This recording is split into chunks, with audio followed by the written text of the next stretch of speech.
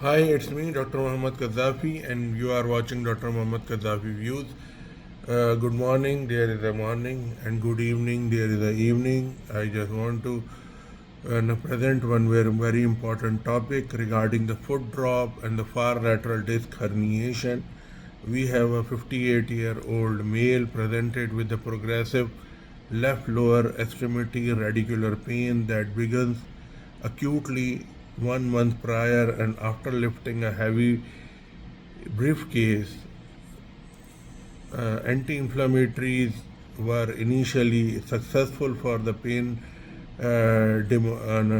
diminution, but over the past week, the pain was become refractory, and he is now having a difficulty clearing the ground with his left foot, and he has a scrap on his knee distant with the recent fall.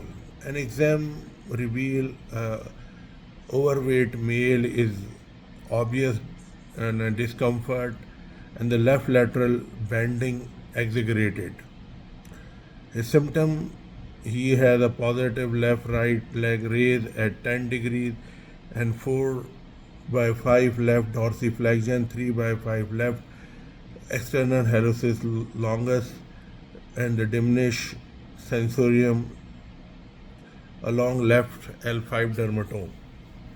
My differential diagnosis initially definitely the foot drop and the far lateral disc herniation, but the differential diagnoses are definitely too many, and I want to express all the differential diagnoses in front of you so you can understand and apply for as a knowledge for the patient or for conference or meetings like that.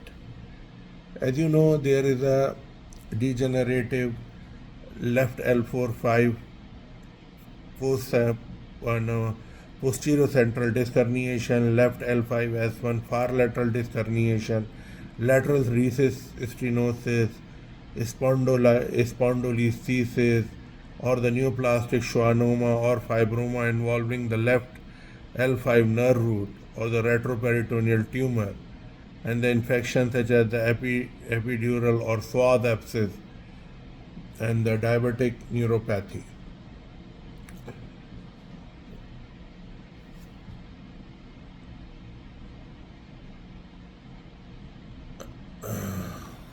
As I mentioned here, this case is regarding the foot drop, and it seems to be that means uh, we can say there is a routine case, but it's very important in that regard because I want to show you the here one thing which is very important for your knowledge and as a picture. You can appreciate here where the arrow this shows that there is a pressure because of the disc herniation, far lateral disc herniation, and it can cause pressure over the nerve root.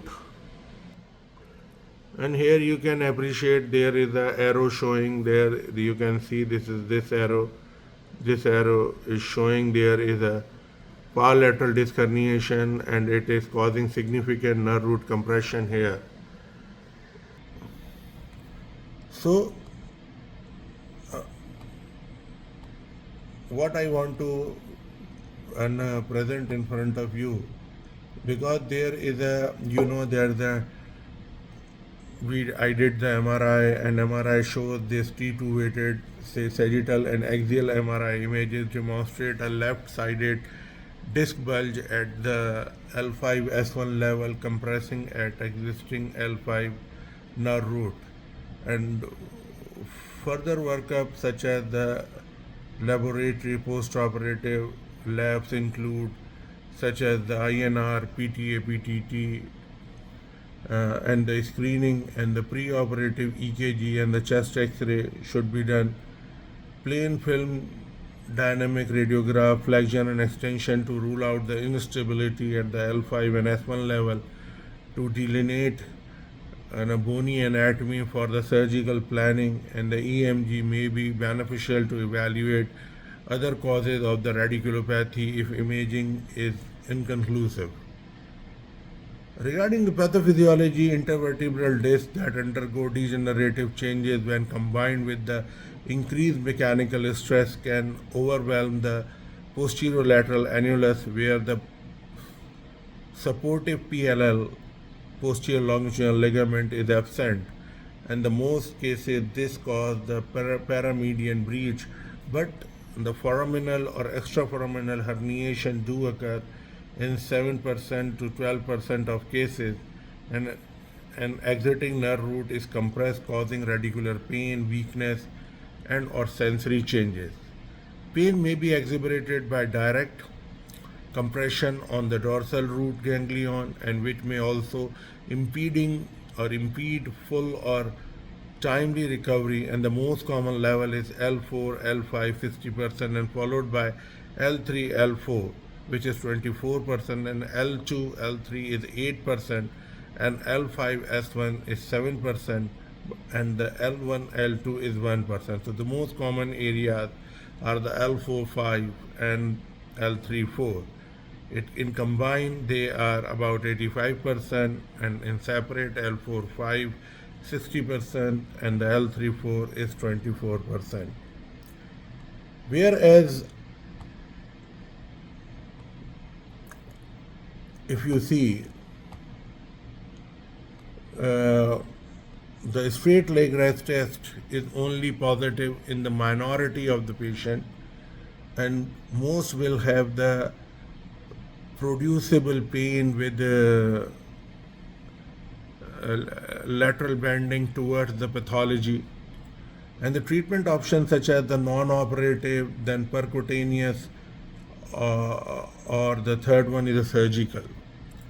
So the non-operative actively modification to limit strenuous movement, physical therapies, analgesics, and the spinal manipulation. The period of the conservative treatment is indicated except with the progressive neurological deficit, profound weakness, or severe refractory pain.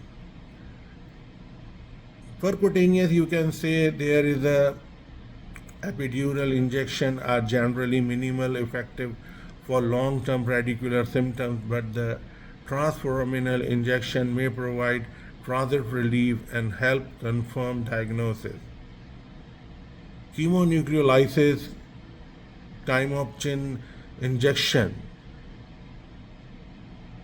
intradiscal is less effective than the discectomy for the pain control, and the most patients eventually undergo surgery. So the intradiscal spinal procedure include the nucleoplasty, laser disc decompression, or we can say the intradiscal endothermal therapies, and the percutaneous endoscopic lumbar discectomy rely on normal of the material from the center of the disc to reduce the herniated portion, and may be useful to contain a herniation with intact annulus fibrosis, but not recommended in the presence of the neurological deficit.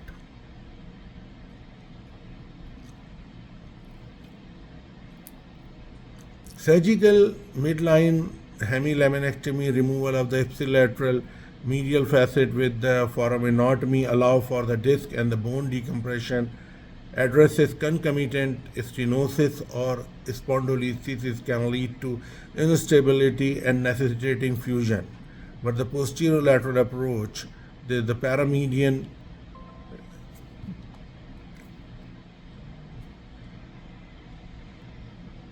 in the paramedian incision preserve facet but does not enable medial access, and the lumbosacral herniation require drilling of the sacral ala for access to the extraforaminal herniation. And the extreme lateral transverse approach, minimally invasive lateral corridor, enable remove to lateral extruded fragment but may require a significant nerve root retraction or more posterior axis and can only be performed at L4, L5 or above. So, the transpars approach also a good approach, and the laminectomy for the lateral pars resection and preserve facet complex, but aggressive drilling may lead to instability. Lumbar fusions such as the P-lift, T-lift, and the A-lift are generally reserved for the cases for the spinal deformity, instability, or chronic axial pain in addition to the radicular symptoms. Here I want to show you something. If you would like to check here, such as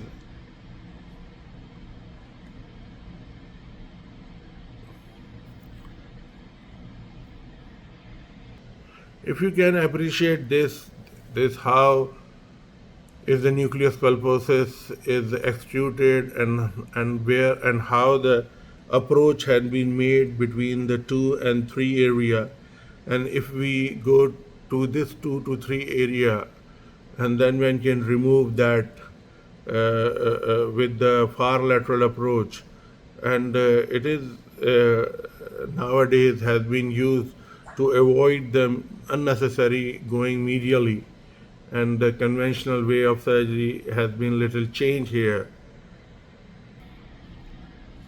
So I just want to tell you one thing here, that this the trajectories you should know. There is there's the midline, then the interlaminar and the extralaminar approaches, paramedian muscle splitting and paramedial muscle splitting approaches achieve an optimal angle for exposure and disc situated beyond the pedicle.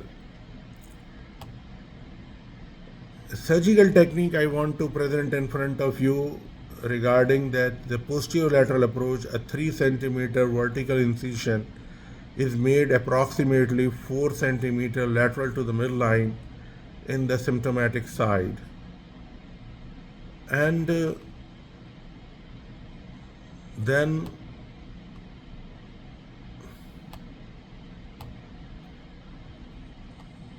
this longitudinal fascia is opening is performed and followed by the blunt separation of the multifundus and the longissimus muscle to identify the superior and inferior transfer process. A probe is inserted for the radiograph level localization, followed by the retraction and the utilization of the opening microscope. The intratransverse ligament is divided to reveal the nerve root and disc and the radicular artery and vein, and the herniated disc material is removed. The lateral facet can be resected if further medial exposure is necessitated. If herniation is at L5S1, a portion of the sacral ala must be drilled to enable safe access to the disc space. So the total medial facetectomy can precipitate instability and should be avoided if possible. And this is a sensitive to manipulate, and thermal injury from the electrocautery. So the bipolar should be used over monopolar when the working in the proximity to the nerve root, and this disc herniation may translocate the nerve by the axillary impingement. So careful blunt dissection should be performed during anatomic identification, and EMG stimulation may be utilized to assist with the nerve localization. Here I just don't want to finish. I just want to present one thing more in front of you. Here I want to tell you one thing little about the foot drop Actually, my topic is a foot drop, not always because of this, but we have to know regarding the drop little more. So, as you know, the foot drop is an inability to lift the forefoot due to the weakness of the dorsiflexors of the foot, and this in turn can lead to an unsafe antalgic gait and potentially resulting in fall. The etiology behind this presentation are varied and include muscular, neurological, spinal, autoimmune, and the musculoskeletal disorders, depending upon the etiology and treatment option differ. Although understanding of the underlying pathophysiology is necessary before designing a treatment plan, and this article I suggest to review the etiology, clinical features, diagnosis, and the treatment. Definitely anatomy, you should know the lumbar nerve root. There are 5 lumbar vertebrae, and the lumbar nerve root emerge from the lumbar spinal recess formed by the inferior facet of the rostral vertebra and the superior facet of the caudal vertebra. The L5 nerve root exit between the L5 and the S1.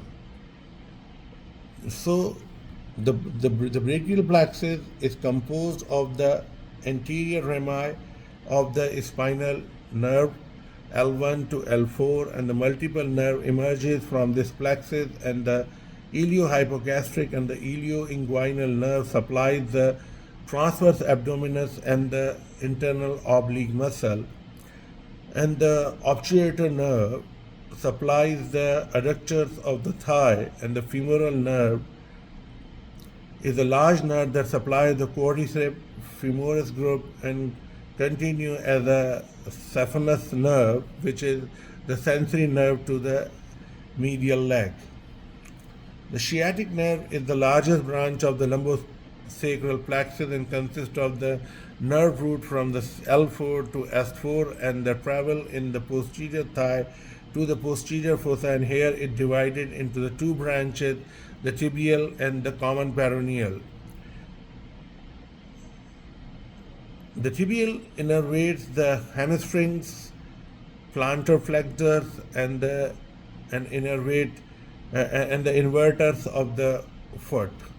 The common fibular nerve is the lateral terminal branch of the sciatic and that run laterally across the lateral head of the gastrocnemius muscle, and it then continue around the fibular head where it is a subcutaneous and is unable to compression. As it passes between the fibula and the fibularis longus muscle, it divided into the deep and the superficial fibular nerve.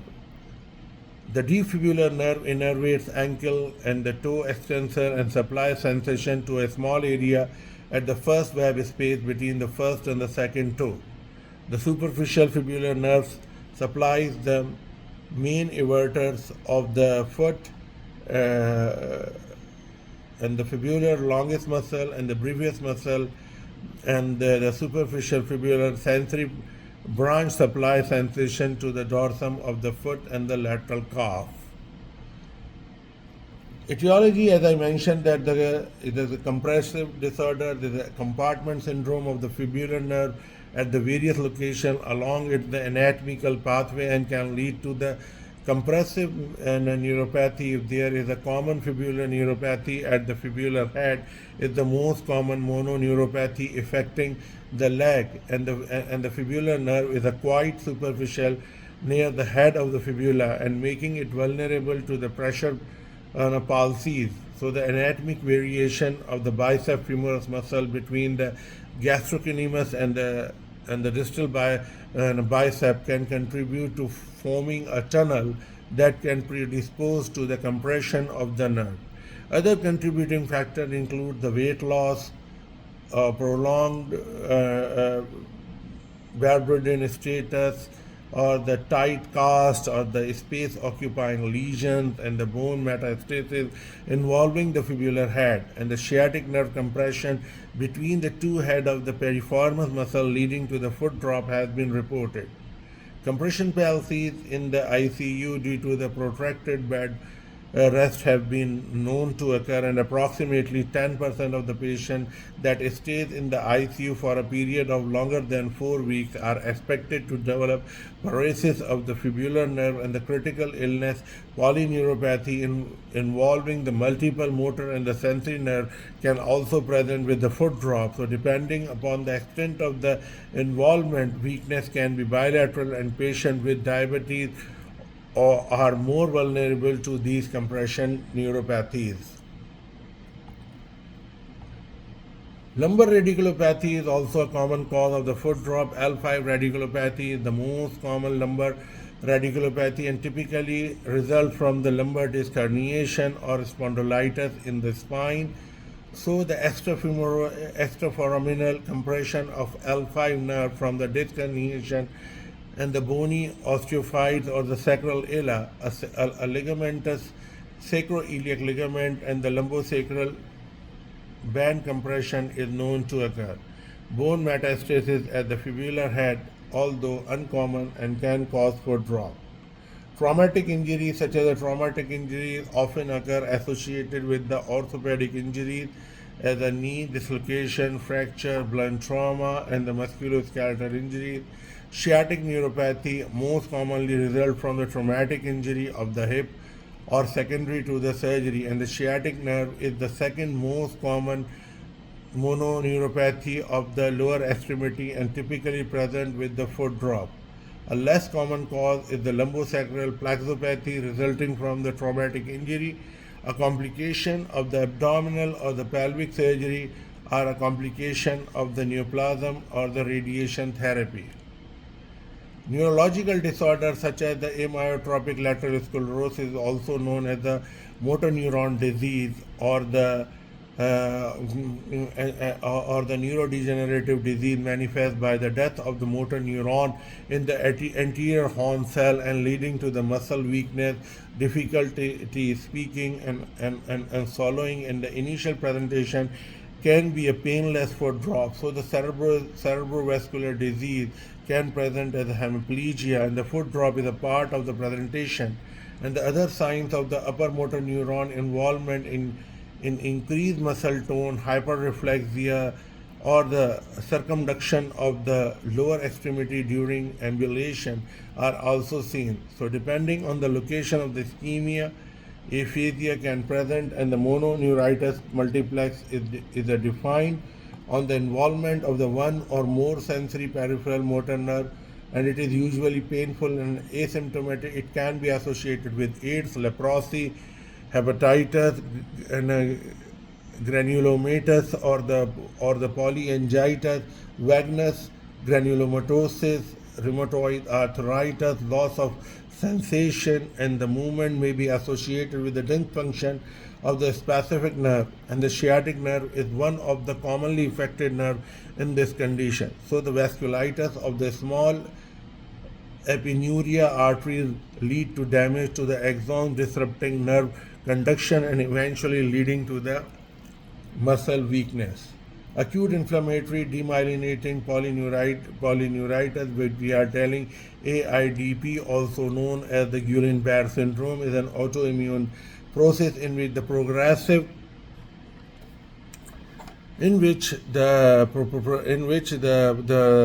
progressive motor weakness, sensory loss, and areflexia are characteristic presentation, and the sensory symptom often precede motor weakness. Autoimmune dysfunction is a common accompaniment on this condition. Damage to the myelin sheath leads to the segmental demyelination. So here there are, I just wanted, but you know that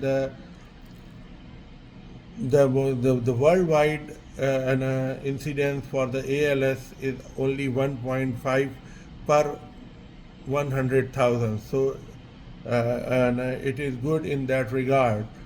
And you know, there is a reported incidence of the fibular neuropathy is variable and is about the 19 per 100,000. So The pathophysiology here for the neurometastasis is the most severe type of the nerve injury where the myelin, axon, and supportive connective tissue are damaged, and the Valerian degeneration occur distal to the site of the injury, and this is clinically reflected as a sensory or motor deficit, and spontaneous recovery is not possible. So the surgical intervention may be include nerve grafting or the tendon transfer is sometimes necessary in case of the neurometastasis of the nerve. If the axontomasis, then the axon is damaged, but the epineurium and the perineurium remain intact, and when stimulated, these nerves show sensory and the motor deficit below the location of the nerve injury, and the recovery is possible over a long period of time, but not always be complete. One more injury is a neuropraxia, is a myelin is damaged and but the axon remains intact, and the endoneurium, perineurium, epineurium are intact, and the conduction of the nerve impulse is altered at the site of injury, and this is clinically translated as a sensory loss and the weakness. In EMG, these reflect a prolonged latency and the low nerve conduction velocity across the compressed segment, and the type of the injury cover the best. So I just presented for you the central lens proposed the following classification like the neuropraxia, which when they have the best results, then axontomasis is a long period, long standing wait, but it can give you some admirable results, but with the long period of time. But the neuratomasis, this is sometime it gives good results, sometime not, but it is spontaneous recovery near to impossible for this.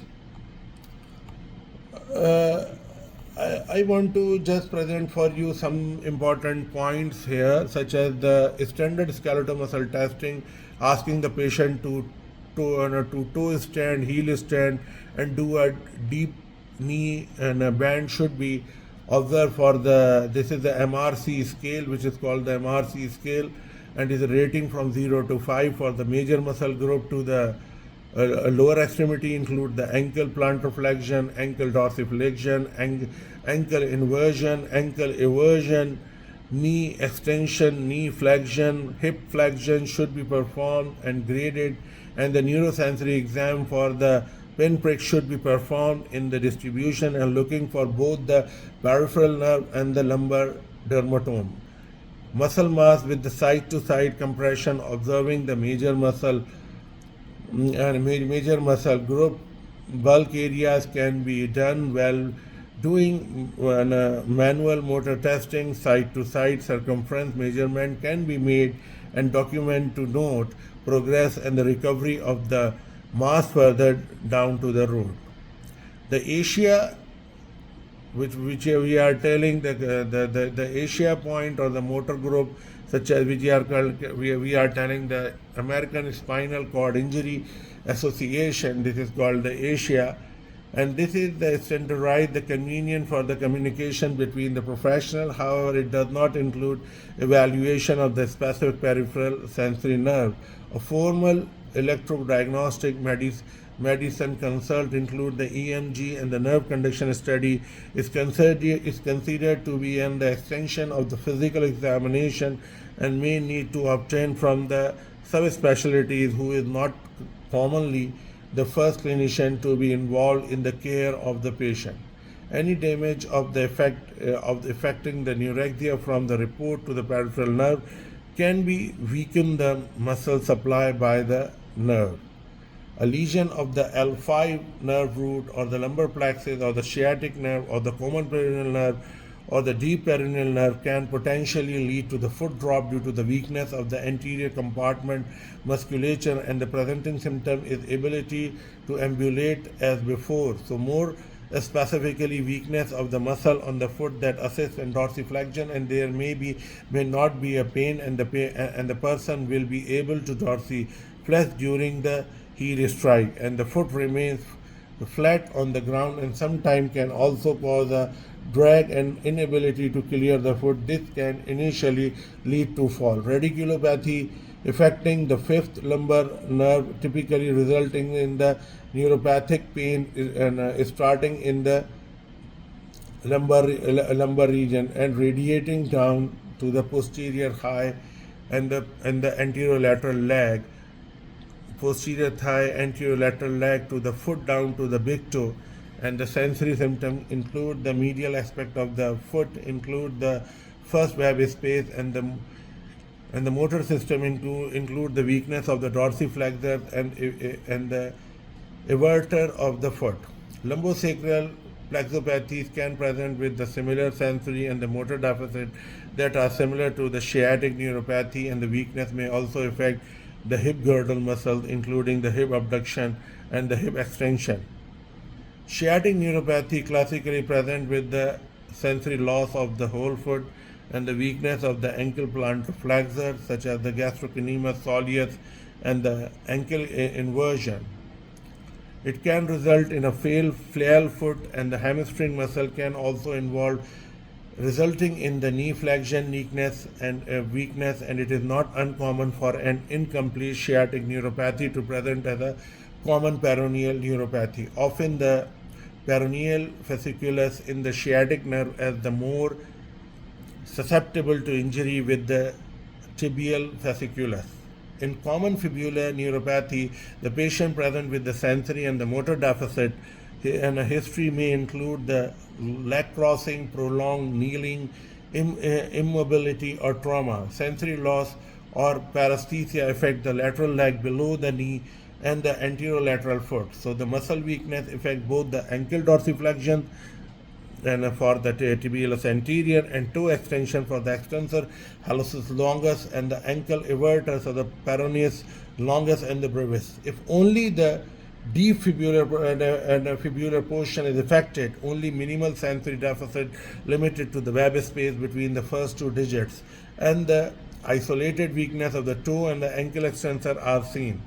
Ankle eversion and inversions are normal, and the isolated superficial fibular neuropathy is a rare and present at the sensory deficit of the foot, and except for the first web space, and the only ankle inversion may be affected. 60% of the normal gait cycle consists of the stance phase and the 40% of the swing phase.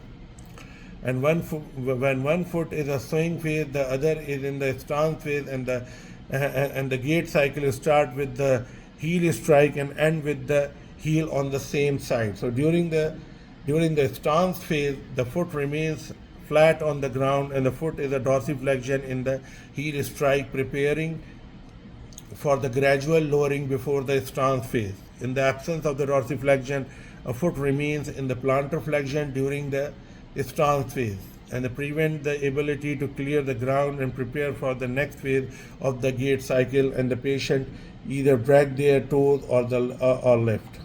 So here I just want to tell you that the evaluation we can do multiple things here, such as we can do the nerve conduction studies or the needle electromyography, which is called the EMG. We can do the CBC, ANA, anti-nuclear antibody.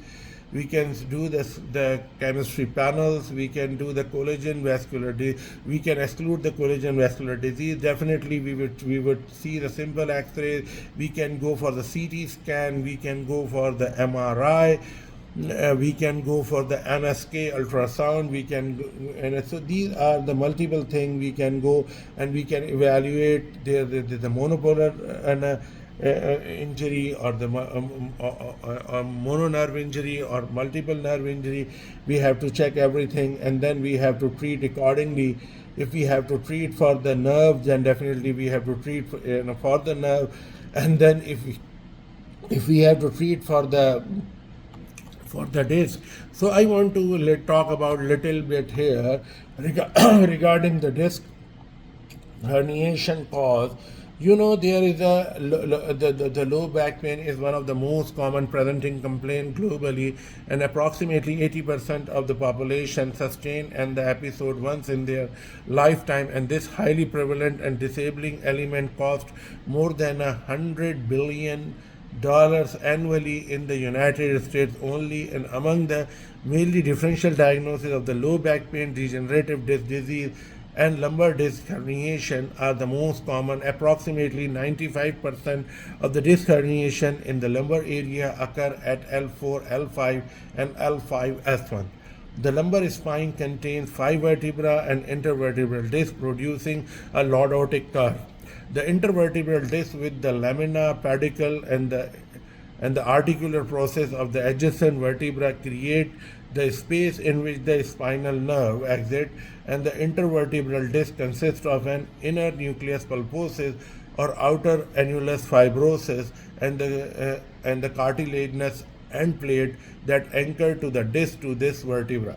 The nucleus pulposus is a gel-like structure that is composed of approximately 80% water, with the rest made by the type 2 collagen and the proteoglycan. The proteoglycans include the larger agarcan, and which is responsible for retaining water within the nucleus pulposus, and also it provides the vesicant that bind the hyaluronic acid, and the hydrophilic matrix is responsible for maintaining the height of the intervertebral disc.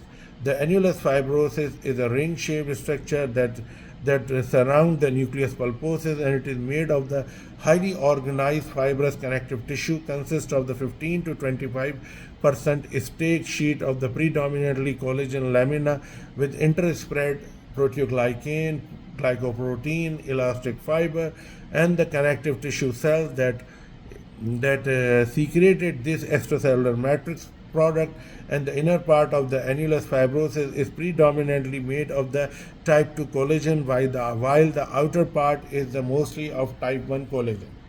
This degeneration is usually associated with the disc herniation, and with aging and the disc fibrochondrocytic undergo the senescence and reduction in the proteoglycan production, and the reduction in the proteoglycan lead to the dehydration and the disc collapse and the increasing the strain on the annulus fiber, resulting in a tear and the fissure, and the subsequently facilitating the nucleus pulposus herniation. Therefore, when repetitive mechanical stressors are applied on the disc, it results in a gradual onset of the symptom that tend to the chronic. On the other hand, axial overloading applied to the larger biomechanical force on the healthy disc, which may result in extrusion of the disc material through the filial annulus fibrosis, and this injury usually results in the more severe acute symptom, or the less common cause are the connective tissue disorder or the congenital disorder like short pedicles. But here I just want to present you here the epidemiology, very very important regarding the lumbar disc herniation is relatively common, and up to 5 to 20 cases per 1,000 adult annually. 5 to 20 cases per 1,000 adult annually, and the lumbar disc herniation is the most prevalent in the 3rd to the 5th decade of the life, with the male to female ratio is 2:1, but 2:1 males are double affected than the female, but still the female number are high. And regarding the pathophysiology, I just want to tell you here, like that the lumbar disc herniation result from the several changes in the intervertebral disc, include the reduced water retention in the nucleus pulposus, and increased type 1 collagen ratio into the muscle and pulposus and the inner annulus fibrosis, destruction of the collagen and the extracellular material, and upregulated activity of the degradation system, such as the matrix, metalloproteinase, and apoptosis, inflammatory pathways, and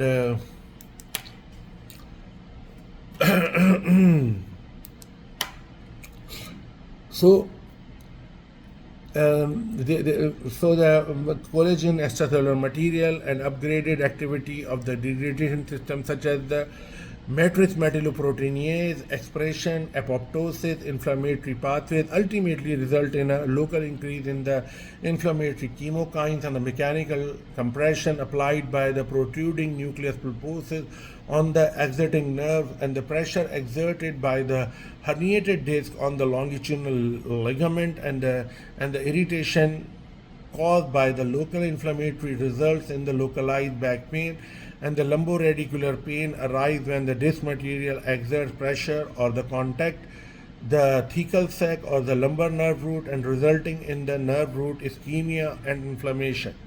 The annulus fibrosus is thinner on the posterior lateral aspect and the lacks support from the posterior longitudinal ligament, making it valuable to herniation. Due to the proximity of the nerve root and the posterior lateral herniation is more likely to result in the nerve root compression. In lumbar disc herniation, the narrowing of the space available for the thecal sac is attributable to the severe factors such as the protrusion of the disc through an intact annulus fibrosus and the extrusion of the nucleus pulposus through the annulus fibrosus, while the maintaining continuity of the disc space or obliteration of the disc space continuity and the sequestration of the free fragment.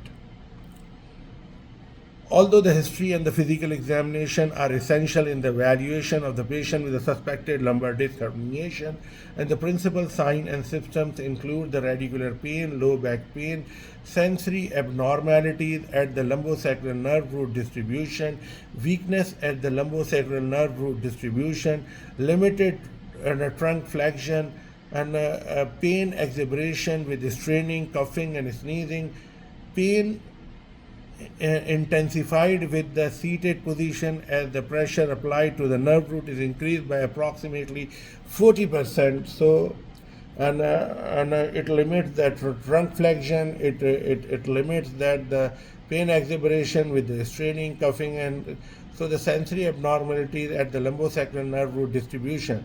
And the history might be include the question about the quality of the pain and impact on the patient's activity, and the mechanism of the injury is essential to know.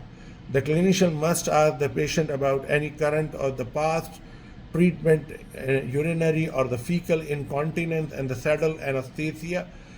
But the past medical history of the malignancy, inflammatory conditions, systemic infection, immunosuppression, and the drug use, such as the red flag sign that could be the feature of the underlying infection, inflammatory disease, or the malignancy like fever, night sweating, unexplained weight loss, loss of appetite, extreme pain, and the vertebral body and a point tenderness required investigated.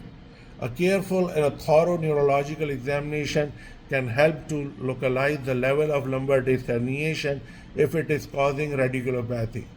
The correct knowledge of the anatomy of the nerve root and the lumbar disc herniation would allow a proper interpretation of the clinical finding associated with this condition. The radiculopathy associated with the lumbar disc herniation varies based on the herniation type and the level at which the herniation occurred.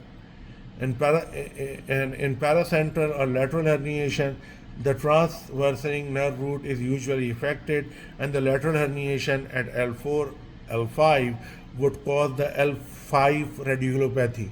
So in paracentral and the lateral herniation, the transverse nerve root is usually affected, the lateral herniation at the L4-5 and would cause the L5 radiculopathy, and the extreme lateral, far lateral herniation typically result in the exiting nerve root being affected, and the extreme lateral herniation at L4-5 would cause L4. So we have to understand, if we are looking for the extreme lateral herniation, then the nerve root you will find the L4 radiculopathy, and when you find there or the far lateral, then you find at L4-5 L4 nerve root.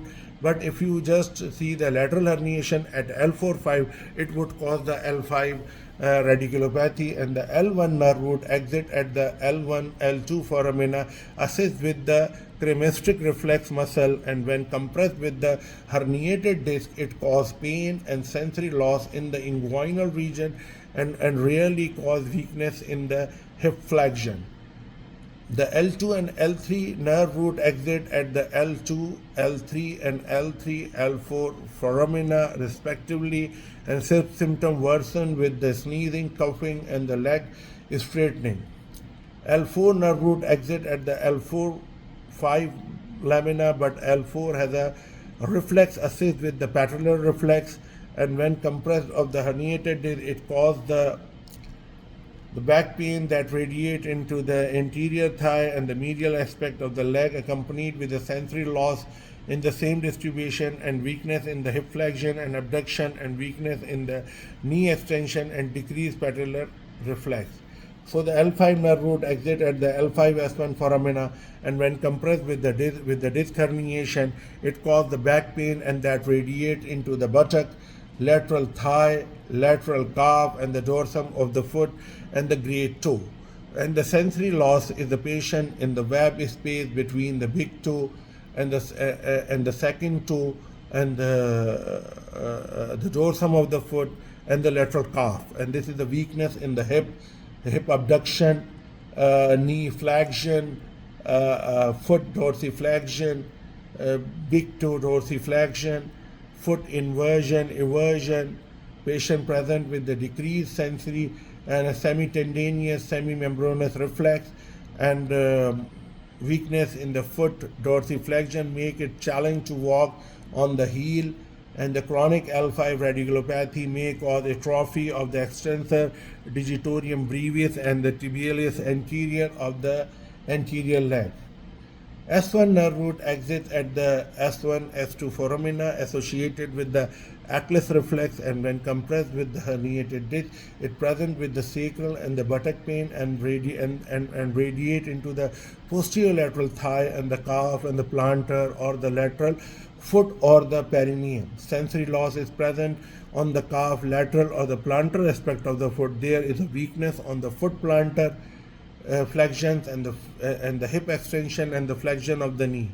Weakness in the foot plantar flexion cause an inability to tiptoe walk, and could also cause urinary or fecal incontinence and sexual dysfunction. A straight leg rise test is a neurological maneuver performed while examining the patients presenting with the low back pain, and it is conducted with the patient lying supine while keeping the symptomatic and a leg straight by flexing the quadriceps, and the examiner slowly evaluate the leg progressively at a slow pace, and the test is positive when it reproduces the patient's symptom pain and the paresthesia at an angle lower than the 45 degrees with radiation below the knee, which is called the Lasik sign, and it is most helpful in diagnosing the L4, L5, and S1 radiculopathies.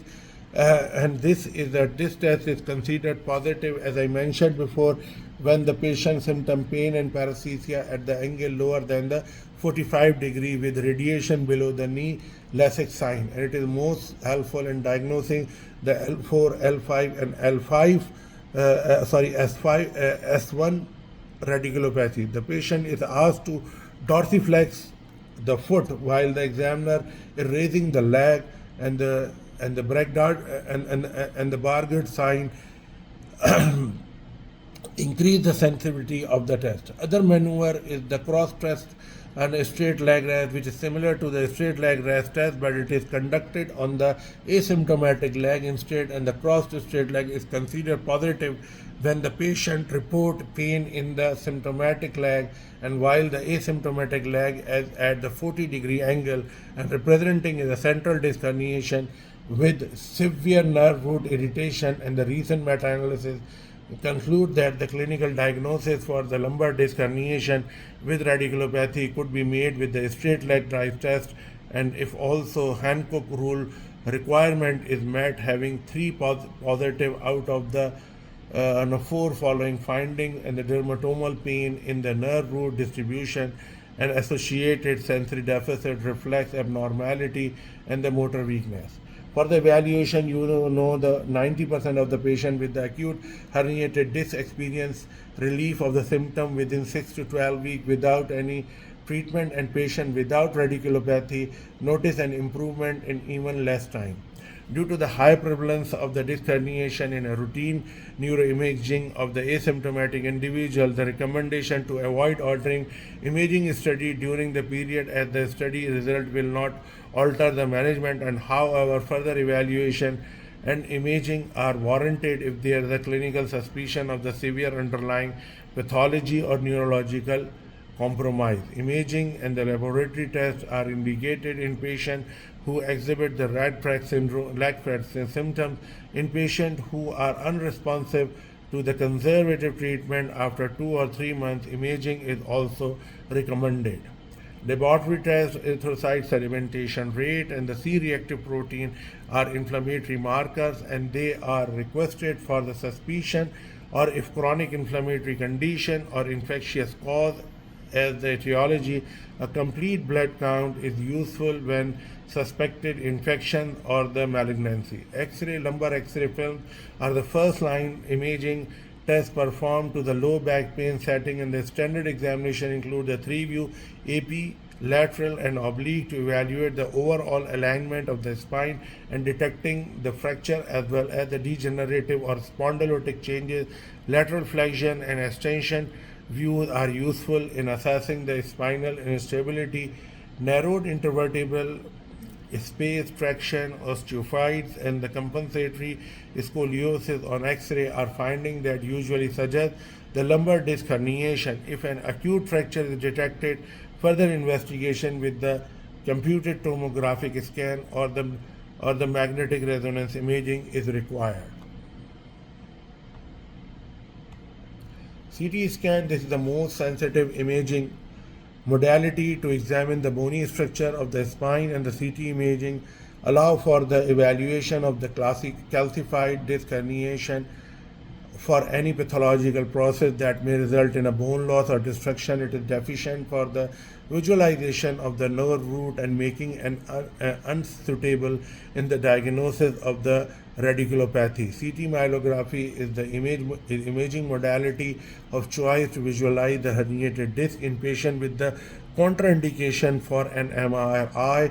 However, due to the invasiveness, the assistance of the trained radiologist is required, and the myelography is associated with risks like the post-spinal backache, meningeal infection, retardation, exposure, and the recent advances with the multi-detector CT scan have made the diagnostic level of it nearly equal to the MRI. MRI is the gold standard study for the confirming the suspected lumbar disc herniation, which is a diagnostic accuracy of 98%. It is the most sensitive study to visualize the herniated disc due to the significant ability in the soft tissue visualization.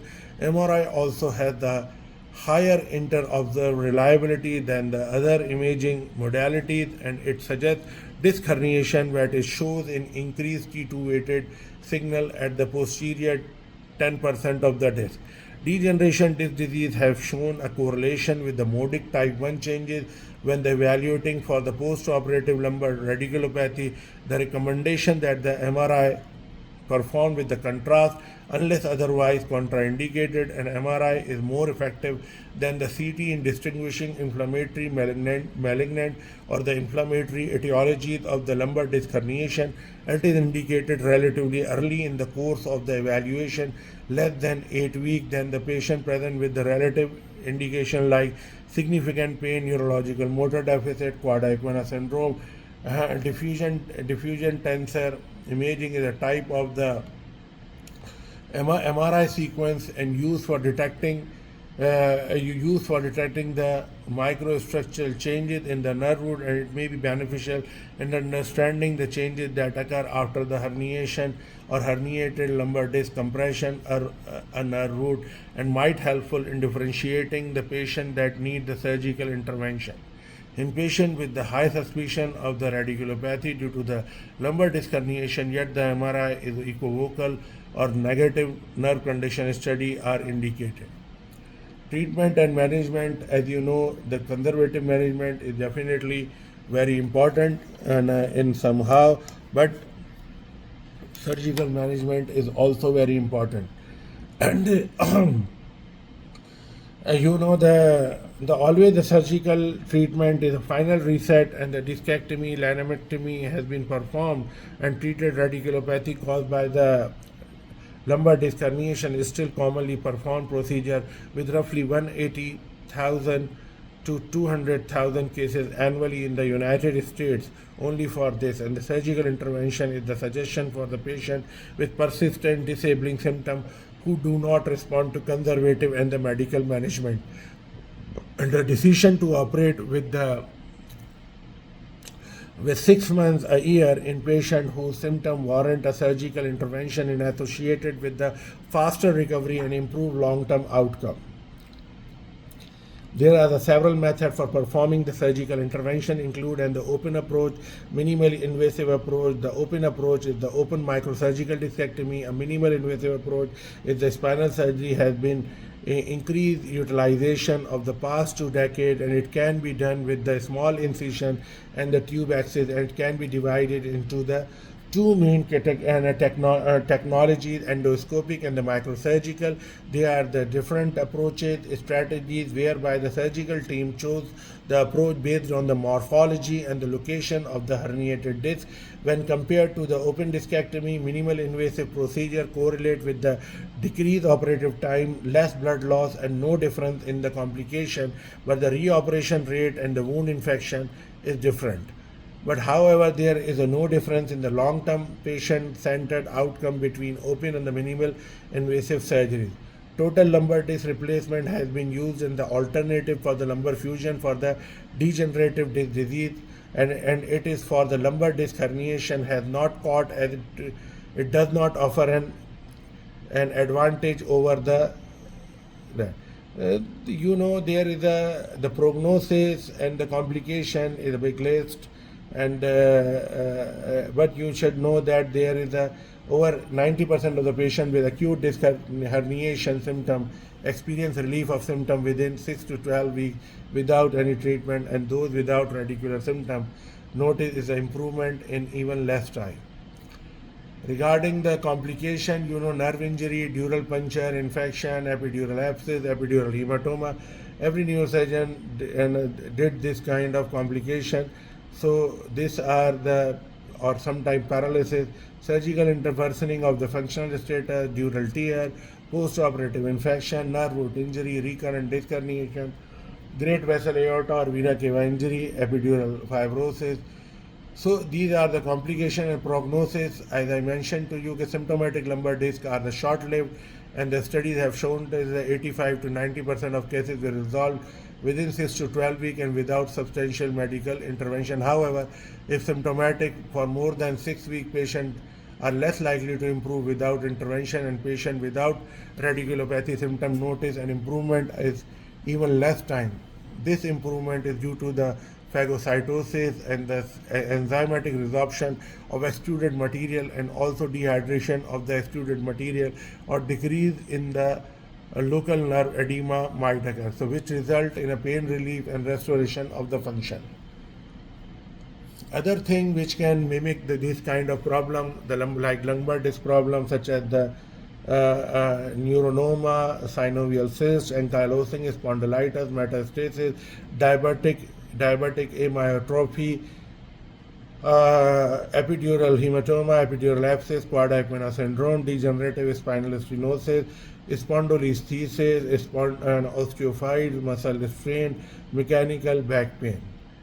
So I just want to present this thing in front of you, and if needed, we can represent this type of case again if needed. Thank you so much. If you like it, please subscribe and share. I hope you will support me. Thank you so much.